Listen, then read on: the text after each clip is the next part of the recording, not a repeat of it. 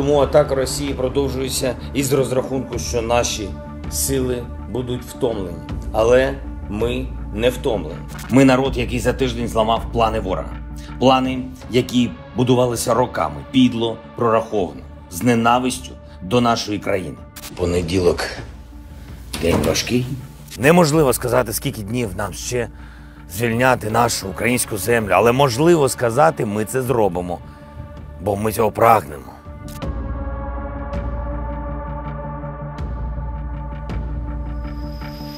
Volodymyr Zelensky, le nom du président ukrainien est absolument partout en ce moment, mais alors qui est-il réellement? Ce que l'on sait moins, c'est qu'avant d'être chef d'État ou chef de guerre, Volodymyr Zelensky a été humoriste, star de télévision, acteur de séries ou encore chanteur de music-hall, un CV qui forcément soulève beaucoup de questions. Alors comment Volodymyr Zelensky est-il passé d'humoriste à ennemi numéro 1 de Vladimir Poutine? Qui est-il réellement? Aujourd'hui c'est donc une vidéo très spéciale, on va se plonger dans la vie très particulière de Volodymyr Zelensky, l'homme qui est désormais confronté à un moment marquant de l'histoire. Et au passage, avant de commencer, n'hésitez pas évidemment à vous abonner pour ne pas louper les vidéos suivantes. Ça peut être les interviews des candidats à la présidentielle qu'on poste en ce moment, nos reportages, nos interviews et aussi pour suivre la guerre en Ukraine au quotidien parce que forcément, il se passe beaucoup de choses qui méritent d'être traitées. Je vous invite à suivre notre chaîne YouTube des Actus du jour que je vous mets en description ou encore notre compte Instagram. Le nom du compte, c'est Hugo Décrypte.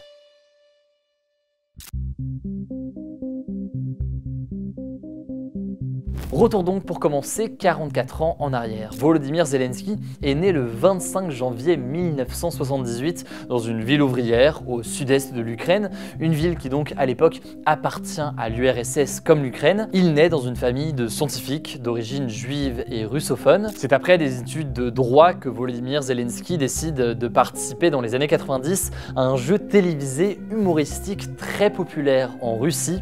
Ce jeu c'est le KVN et KVN c'est en fait l'acronyme du Club des êtres joyeux et débrouillards. Le principe de ce jeu est assez simple, plusieurs équipes représentent chacune une ville et ces équipes s'affrontent dans ce qui ressemble à un concours de stand-up. C'est donc là que va commencer en fait la notoriété de Zelensky et il séduit tellement dans ses stand-up qu'il décide avec deux autres membres de sa troupe de monter leur propre boîte de production. Cette boîte de prod porte le nom de leur troupe, Kvartal 95. Selon Zelensky, à l'époque, l'objectif de cette boîte de production, c'est, je cite, de faire du monde un endroit meilleur, un endroit plus gentil et plus joyeux à l'aide de ces outils dont nous disposons, qui sont l'humour et la créativité. Leur entreprise va donc organiser à ce moment-là des dizaines et des dizaines de concerts, mais aussi produire énormément de shows, des shows où Zelensky va apparaître quasiment à chaque fois. Боженька тебя национализировал, да? Leur boîte de production, c'est aussi des films.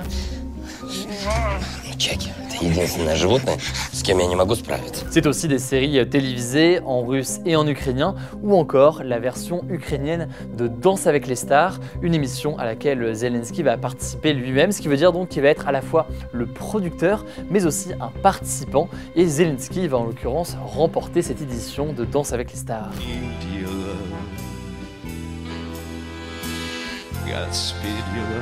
À cette époque, donc, il faut bien comprendre que Zelensky est déjà bien connu, mais sa carrière va véritablement décoller et prendre un tournant en 2015. C'est un tournant en l'occurrence, cette fois-ci davantage politique. En effet, cette année-là, il crée et coécrit une série qui s'appelle Serviteur du peuple. Cette série, qui est donc une critique du système en place à l'époque, imagine la montée en politique d'un homme bon et droit. Cet homme bon et droit n'est autre que Vassili Holoborodko, et c'est un personnage joué par Volodymyr Zelensky. La série fait donc un carton absolu, elle finit même par être rachetée par Netflix et aujourd'hui encore, Serviteur du peuple est le plus gros succès télévisuel de l'histoire de l'Ukraine. Je le dis au passage, mais vous êtes curieux, c'est une série qui est aussi disponible gratuitement sur Arte TV jusqu'au 18 mai. Bref, très grand succès pour la série et c'est là que ça devient très intéressant d'un point de vue politique. Le président que Zelensky joue à l'écran est tellement populaire que les instituts de sondage commencent même à tester l'hypothèse d'une candidature, mais une candidature donc de Zelensky et cette fois-ci dans la vraie vie.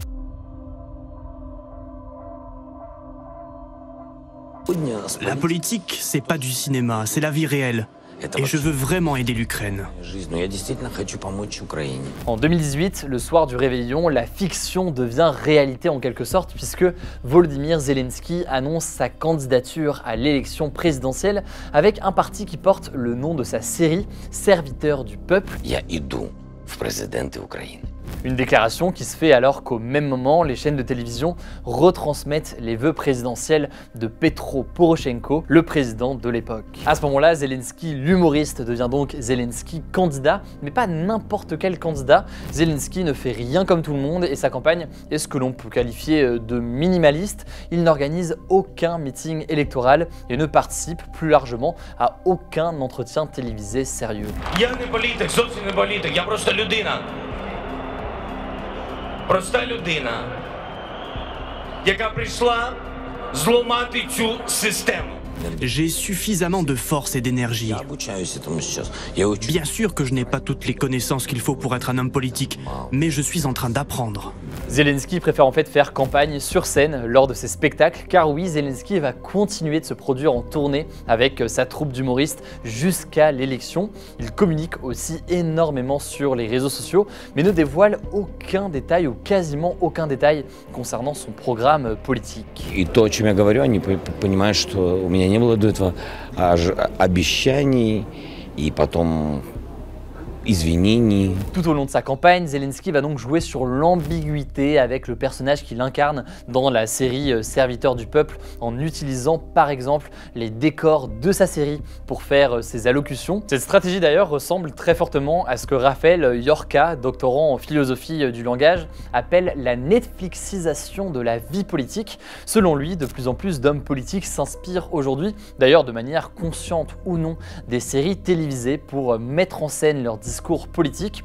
L'objectif, c'est de capter l'attention en créant des surprises, des électrochocs, alors que la société est de plus en plus soumise à la pression des réseaux sociaux, des chaînes d'infos, et où donc l'information circule de plus en plus vite. Raphaël Yorka a en fait repéré 3 ingrédients qui seraient, selon lui, 3 ingrédients d'une campagne efficace: le personnage, le rythme et l'effet de surprise. La forme du discours politique compterait donc aujourd'hui davantage que le fond, et pour les candidats, eh bien, mêler fiction et réalité pourrait permettre de cacher par exemple des faiblesses dans leur programme ou encore un manque d'idées nouvelles. Et ce mélange fiction-réalité est précisément au cœur de la campagne de Volodymyr Zelensky. Cette ambiguïté est telle que certains ont vraiment du mal à prendre sa candidature au sérieux. Et pour vous donner une comparaison avec la France, c'est comme si l'acteur Cadmerade qu'on retrouve dans la série politique Baron Noir se présentait à l'élection présidentielle face à Zemmour, Macron, Pécresse ou encore Marine Le Pen.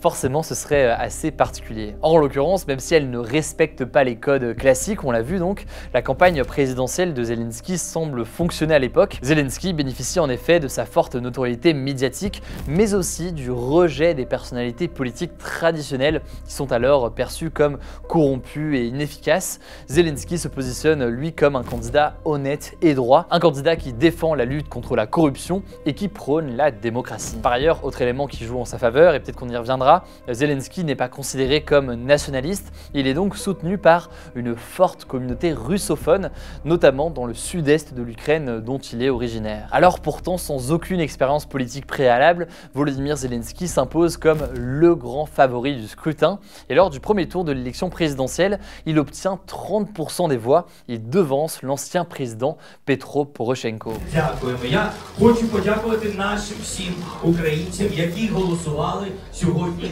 не по приколу. Чистого бизнеса, бизнеса телевидения и кино.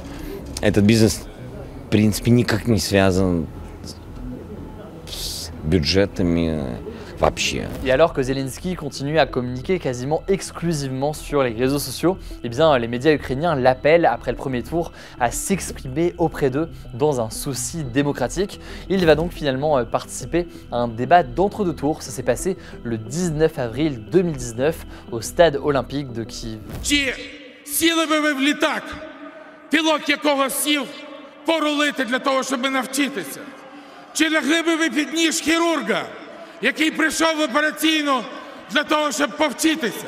Я вже казав, що я йду на один термін, і через 5 років буде інший президент.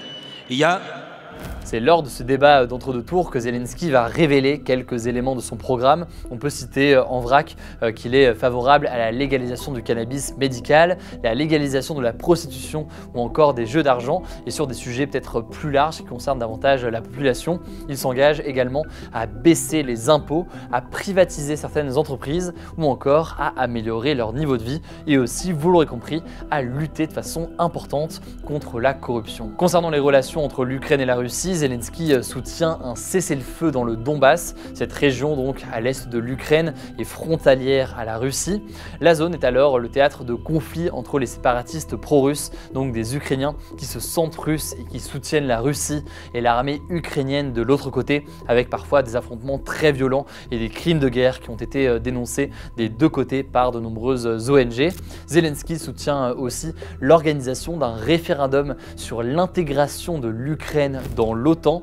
L'OTAN étant donc cette alliance militaire avec notamment des pays européens et menée par les États-Unis, dont on entend beaucoup parler en ce moment dans le cadre de la guerre en Ukraine. On notera au passage que le mois de l'élection présidentielle, Zelensky est absolument partout, y compris dans les salles de cinéma, puisque sa dernière comédie dans laquelle il apparaît sort dans les salles au même moment.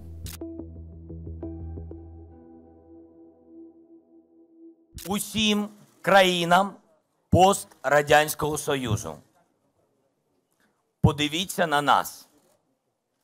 Усе можливо. Le 21 avril 2019, c'est donc la consécration. Volodymyr Zelensky est élu à l'âge de 41 ans avec 73% des suffrages au second tour face au président sortant Poroshenko.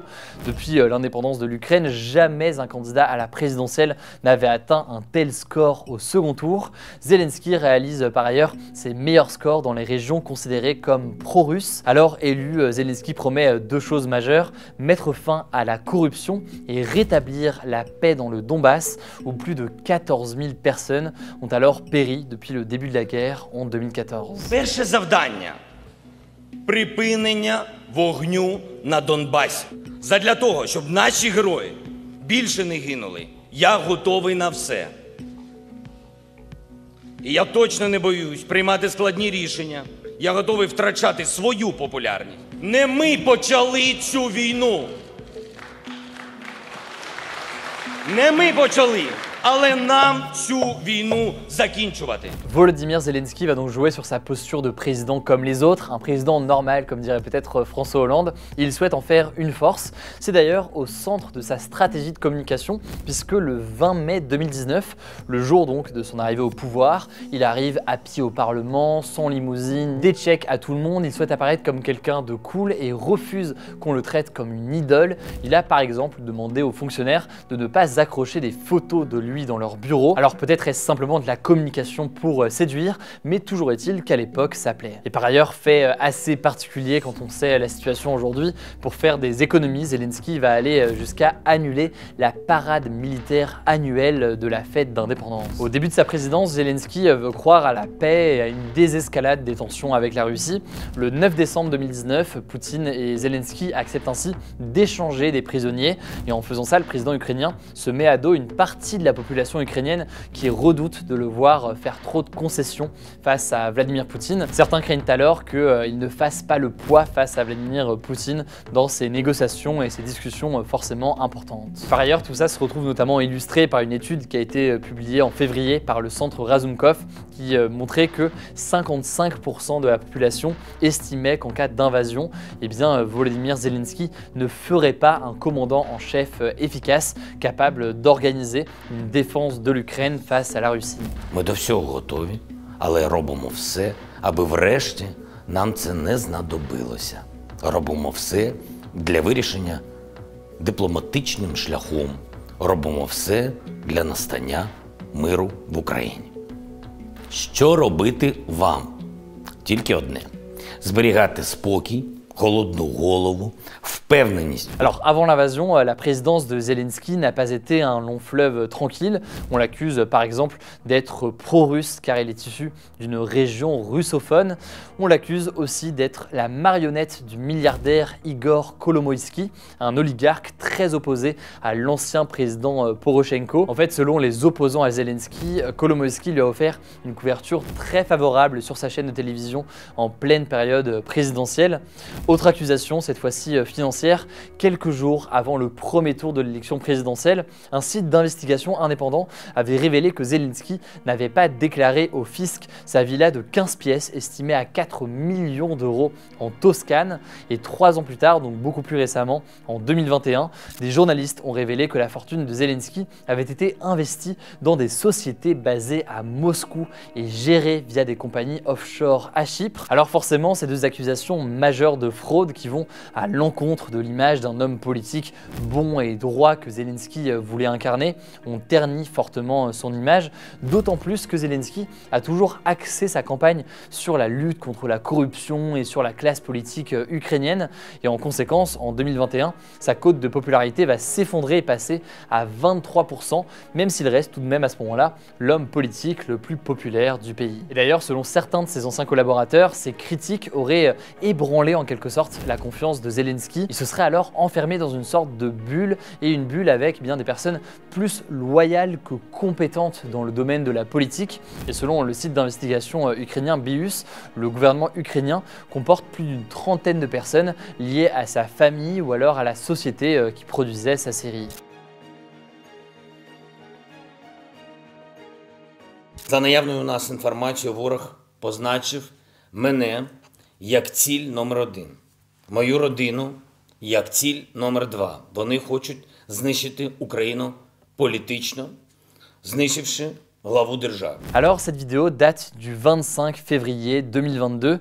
La veille, l'armée russe a lancé l'invasion de l'Ukraine après l'annonce par le président russe Vladimir Poutine du lancement d'une opération militaire spéciale. C'est le début d'une guerre avec à la tête de l'Ukraine un chef de guerre, Volodymyr Zelensky. Le 26 février, les États-Unis insistent auprès de Zelensky pour qu'il se replie vers un site plus sûr que Kiev, la capitale donc où il se trouve, mais le président ukrainien refuse cette offre et tient à rester aux côtés de ses troupes. Всі ми тут захищаємо нашу незалежність, нашу державу. І так буде й далі. Слава нашим захисникам, слава нашим захисницям. Слава Україні! La communauté internationale salue alors son courage. Le président des États-Unis, Joe Biden, déclare qu'il inspire le monde, tandis que Emmanuel Macron déclare qu'il incarne, je cite, le visage de l'honneur, de la liberté et de la bravoure. З фейкової інформації, що, немов я закликаю складати зброю нашу армію і йде евакуація. Значить так, я тут. L'un des espaces du conflit se trouve sur les réseaux sociaux et Volodymyr Zelensky l'a bien compris. Depuis le début, Zelensky documente le conflit en temps réel en se filmant en mode selfie dans de courtes vidéos, généralement de moins d'1 minute. Son objectif, il est très clair, donner l'image d'un président en action authentique et contrer la communication et la propagande de la Russie. Cette communication très horizontale, on pourrait dire, du président ukrainien sur les réseaux sociaux est à l'opposé en fait de la communication très verticale de Vladimir Poutine qui s'adresse aux Russes depuis la salle de presse du Kremlin dans des discours télévisés très solennels. Et ces discours sont enregistrés longtemps en avance, contrairement à Zelensky qui lui communique davantage en temps réel. Et si Zelensky apparaît dans ses vidéos au milieu de ses collaborateurs, les conseillers de Poutine, eux, sont tenus à distance. Cette proximité ou cette distance physique est forcément assez symbolique. L'autre grande différence entre Vladimir Poutine et Zelensky dans cette guerre d'images et de communication, c'est aussi la tenue vestimentaire. Alors que Zelensky peut apparaître par exemple en t-shirt, Vladimir Poutine apparaît lui dans un style vestimentaire pareil, beaucoup plus classique et beaucoup plus strict, en costume cravate tout le temps. Il semble donc impassible et forcément aussi moins naturel. Cette stratégie d'une communication très horizontale adoptée par le président ukrainien semble séduire puisque ces interventions sont encore aujourd'hui reprises par des centaines de milliers d'utilisateurs occidentaux d'Instagram ou encore de TikTok attaques et déclinés parfois en mèmes pro-Ukraine, des mèmes qui aujourd'hui peuvent avoir un impact politique. On en avait parlé d'ailleurs dans mon émission Mashup, je vous mets le lien directement en description vers la chaîne YouTube si vous voulez voir le débat et la discussion sur tout ça. Mais tout cela pour dire donc que ça a un impact politique majeur d'un point de vue de la communication. Par ailleurs, l'autre média massivement utilisé par Zelensky, c'est Twitter. Depuis le début du conflit, le président ukrainien tweet toutes les 2-3 heures environ. Chaque tweet génère environ entre 40 000 et 400 000 likes. L'une de ses stratégies d'ailleurs sur Twitter, c'est d'affirmer le soutien de chacun de ces pays occidentaux. L'objectif en fait il est multiple. Quand Zelensky salue par exemple la mobilisation de la France et d'Emmanuel Macron, eh bien il sait qu'un tel tweet et une telle déclaration va entraîner de très nombreux relais médias en France et tisser donc automatiquement des liens entre la France et l'Ukraine. Et ça, Zelensky, vous pouvez le voir directement sur son compte Twitter, il le fait après chaque appel passé avec un chef d'État étranger, multipliant ainsi les échos partout dans le monde. À 44 ans donc, Volodymyr Zelensky, on l'a vu, a un parcours très improbable et atypique, encore inconnu sur la scène internationale jusqu'à il y a pas si longtemps. Il est désormais un chef d'État et un chef de guerre face à la deuxième puissance militaire mondiale qui envahit en ce moment même son pays. Alors au-delà de l'actualité au quotidien sur cette guerre en Ukraine et forcément les sujets très graves qui se passent tous les jours et qu'on évoque donc sur YouTube ou Instagram régulièrement, ça me semblait assez intéressant de mieux comprendre qui se cache derrière ce nom, Volodymyr Zelensky. Alors si cette vidéo vous a plu, n'hésitez pas évidemment à vous abonner pour découvrir aussi tous nos autres contenus, que ce soit les vidéos concernant la guerre en Ukraine, mais aussi les interviews et les reportages qu'on a fait ces derniers jours et qu'on va continuer à faire dans les prochains jours. J'espère en tout cas que cette vidéo vous aura plu. Je vous mets des liens et des ressources pour en savoir plus dans les commentaires. Surtout, prenez soin de vous, prenez soin de vos proches et on se dit du coup à très vite.